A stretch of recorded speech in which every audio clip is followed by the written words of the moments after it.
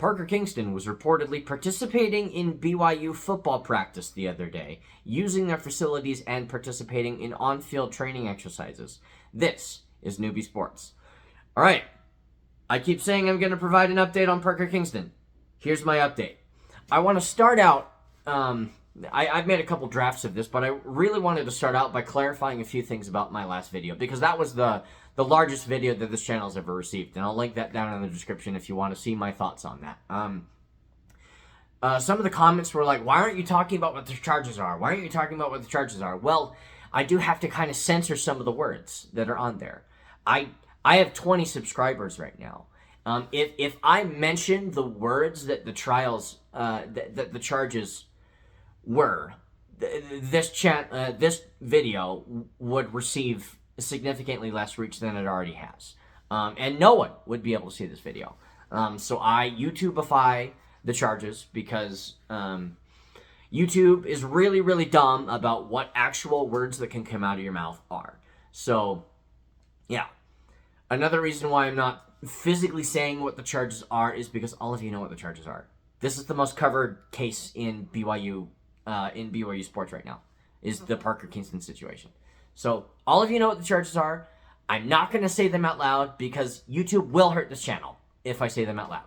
And that sucks. That really, really, really, really, really sucks. Because I want to give you all the information. I want to be...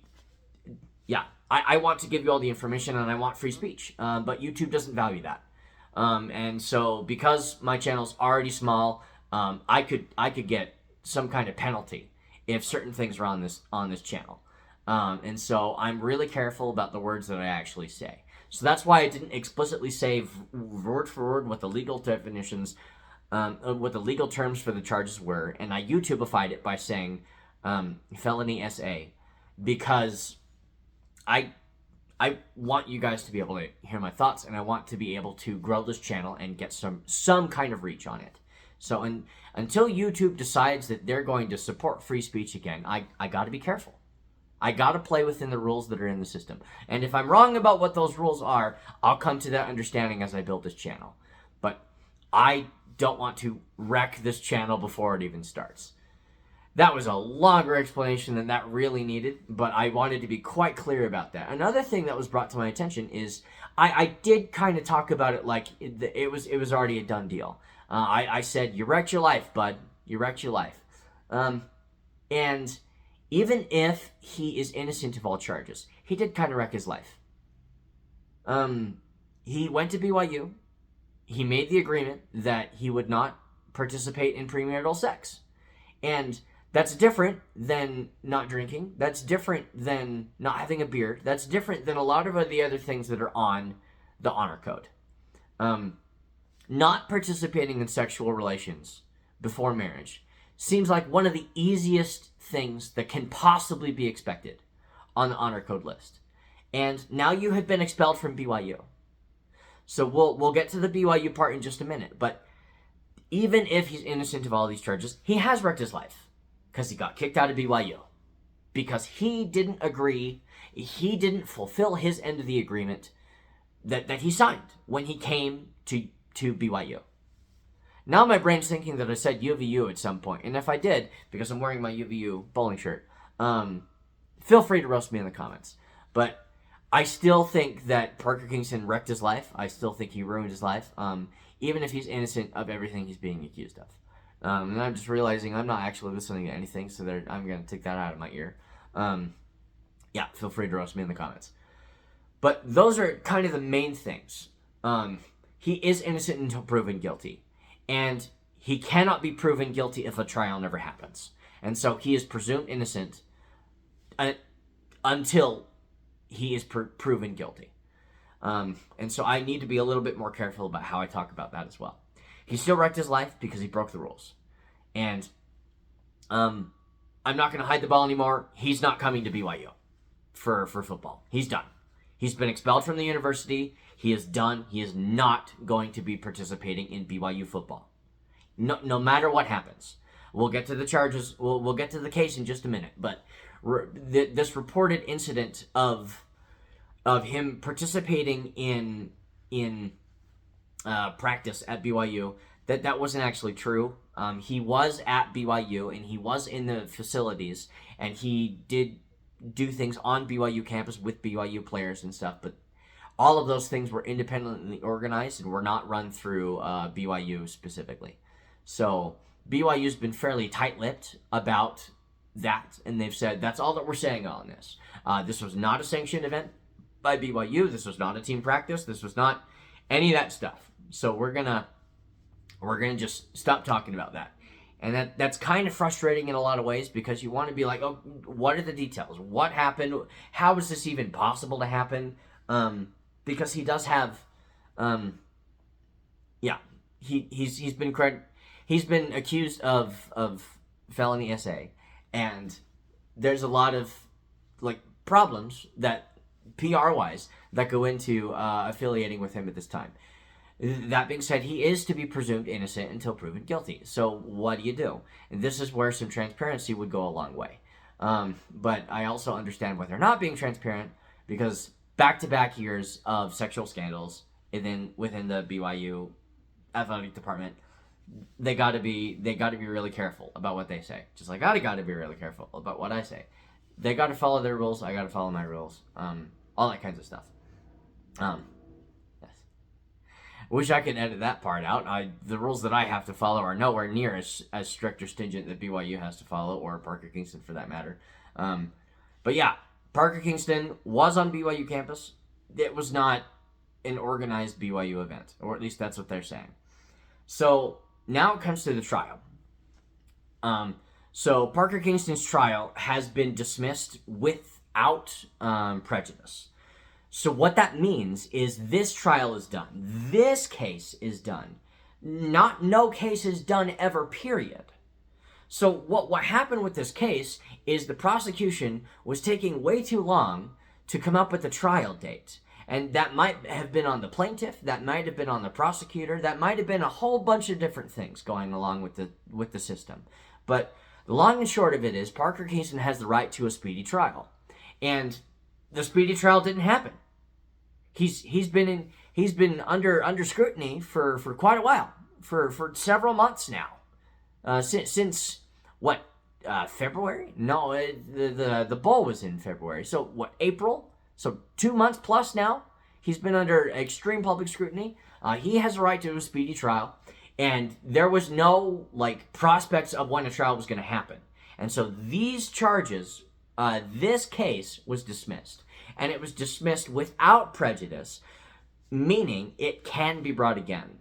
So that's another element about why I know Parker Kingston's not coming back to BYU, and he's probably not coming back to anywhere this upcoming season either. What athletic program is going to bring on someone to their team who is very likely going to have new charges brought against him in the next couple of months? And especially after the Brandon Sorsby situation. Everyone just saw a controversial bring in to Texas Tech, and I'll get to Texas Tech at the end of this video. I got to talk about them too. Let's deviate for just a little bit. Let's deviate. So Brandon Sorsby, can you dislike Texas Tech anymore because of this situation? I don't know if I can. Like I said on this channel, my experience at the Big 12 championship game, the game was humiliating, but the fan experience afterward was some of the most horrific displays of behavior I've ever seen regarding sports. And I have been a BYU fan at Utah games, at Utah State games. Yeah, I've seen a lot. And even when we went up to Michigan, and we got destroyed by Michigan, 10 years ago, those fans weren't even it's in our face as the Texas Tech fans were. There was one guy who was kind of in our face, and all the other Michigan fans was like, we hate that. We hate that. We're sorry for him. We apologize for him. We hope you have a good day, and we hope you're safe and all this kinds of stuff. We're embarrassed by this guy. I didn't get that from Texas Tech fans. I didn't. I got a lot of excusing of very negative behaviors, and I didn't think that it was cool. So Texas Tech then has this whole Brandon Sorsby situation, and I don't have it in me to root for him. I don't. I'm sorry, Texas Tech fans that behave differently than I've been exposed to. I have no reason to root for Texas Tech, and it looks like their lawsuit's not even going away. So we'll see what the Big 12 does with that, and we'll see what the consequences of that are. But the Brandon Sorsby situation and the Texas Tech situation brings up a whole bunch of really very complicated situations when talking about Parker Kingston. What athletic department is going to bring on Parker Kingston when he is certainly going to experience, well, almost certainly going to experience new charges very soon, if not in the middle of the season? And are they going to have him play for 3 games and then go off, and then if he somehow gets acquitted, come back for the last 3 games of the season? There's a lot of stuff with the Parker Kingston situation that there's too much risk for any athletic department, at least this upcoming season, for them to bring him on. I don't see it happening. I don't see Parker Kingston playing football this upcoming season. I definitely don't see him playing at BYU. He's been expelled from the university, at the very least because of honor code violations. At the very least, BYU will not bring him back. He is not coming back to BYU. We got to get that out of our heads. I don't even know if we should want him back, if I'm being honest. I don't think we need him. I don't think we want him, and I think he's too risky. I don't think he should come back to BYU, and I don't think it's possible for him to do so, even if he wanted to. So there's all of that. But now the charges, now the court proceedings. The case was dismissed without prejudice. So, like I said before, that means the charges can be brought again. And those charges almost certainly will be brought again. So then he'll go through the process at that point, and we'll see what happens with that. He is presumed innocent until proven guilty, as stated several times in this video. But there's a lot of weirdness going on with this. The defense was trying to get the judge to recuse himself because of pro-BYU bias. The prosecution, I think, actually was trying to have the judge recuse himself for pro-BYU bias. And I'm not a lawyer, but I'm looking at the situation, and I'm a lot less convinced that Parker Kingston is guilty of this crime than I was when the information came down. Because why aren't you setting a date for a trial? What other information do you need?